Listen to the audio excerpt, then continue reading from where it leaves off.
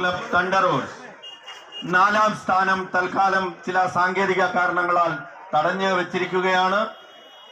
മൂന്നാം സ്ഥാനത്തെത്തിയത് കേരള പോലീസ് തുഴഞ്ഞ ചമ്പക്കുളം ചുണ്ടനാണ്. നിങ്ങൾ കാത്തിരിക്കുന്നത് ഇന്നത്തെ വിജയിയാണ്.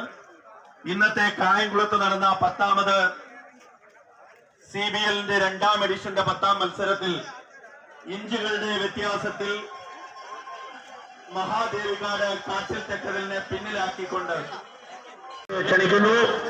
ഒരിക്കൽ കൂടി അഭിനന്ദനങ്ങൾ Nedubhagam, congratulation Nedubhagam, NCDC boat club മൈറ്റിയോസ്.